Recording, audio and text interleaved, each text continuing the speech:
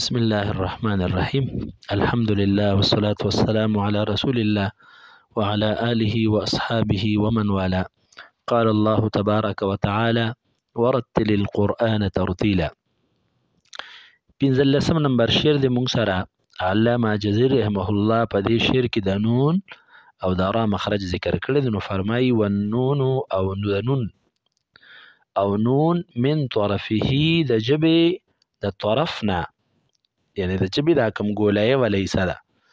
تحت د لام د مخرج نه لاندې اجعلو ادا کې ای قاریانو. نون د لام د مخرج نه لاندې، یعنی لام کې څلور غاښونه لګېده: ثنایا، رباعي، انیاب، زواحک. نو زواحک تی کټ کې او درې غاښونو نه نون ادا کې. والرا یدانیه او د را مخرج د نون مخرج سره نږدې دی. لظهر ادخلو، لیکن د جبې د شا طرف د الټه طرف ام دې کې دخل لی او د هغې سره ادا کیږي. لام نون را دې درې واړو حروفو ته حروف طرفیه وي، ځکه د طرف لسان نه د ژبې د ګولایې نه ادا کیږي. دې پسې رأس لسان شروع کیږي د ژبې سر، او دې کې درې مخرجونه دي او د دې نه 9 حروف ادا کیږي.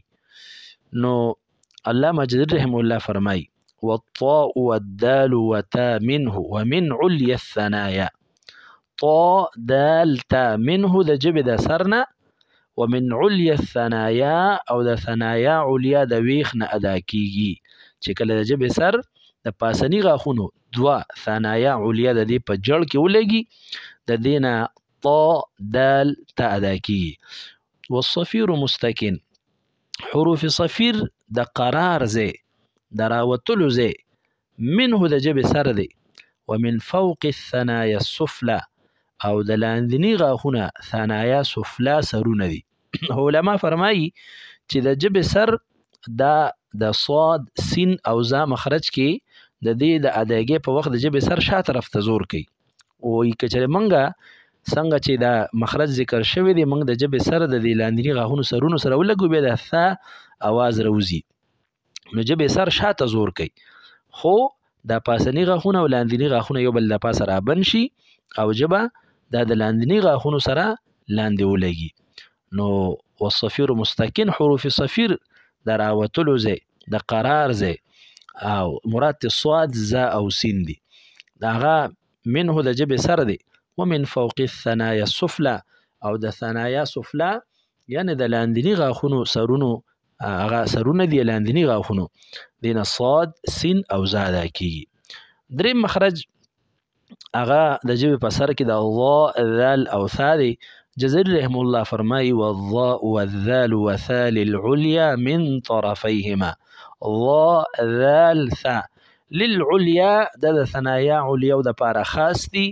من طرفيهما، خو د جبې او د ثنایا عليا سرونه چې ولګي، یعنی د جبې سر د ثنایا عليا سرونو سره ولګي، نو دین ضا، ذال، ثا ادا کیږي. ومن بطن الشفا، د لاندې شونډې د ګېډې نه. ومن بطن الشفا او د لاندې شونډې د ګېډې نه. فالفا، پس فا ادا کیږي. مع اطراف الثنایا، سره د سرونو د ثنایا المشرفه د پاسنو، یعنی د ثنایا عليا مخامخ چې کم پاسني غاښونه دي دوه ثنایا عليا، د هغې سرونه چې لاندنۍ شونډې دننه طرف ته ګېډې سره ولګي، دینه فا ادا کیږي.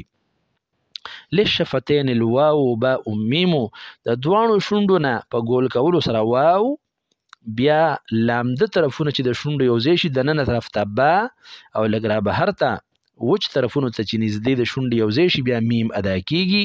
فا، واو، با، میم، دا څلور حروف د شونډو نه ادا شو. بیا فرمایي وغنتن او غنه چې ده مخرجها د دې مخرج الخیشوم، خیشوم دی د پوزې اخیری ویخ یا هغه سوري چې د پوزې نه خولې ته کوز شوی دی، دغه ځای نه غنه ادا کیږي. او دلته د غنې نه مراد د میم ساکن او دغه شان د نون ساکن او تنوین آواز دی، یعنی نون او میم دا د خپل اصلي مخرج سره د خیشوم نه هم ادا کیږي.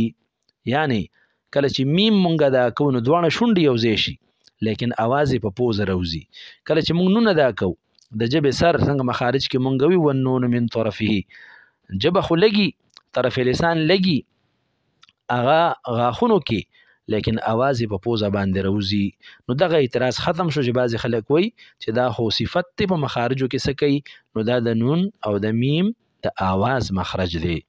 دغه شان دي حروفو کې بعضې حروف هغه د مرۍ نه ادا کېده ته حلقي وي.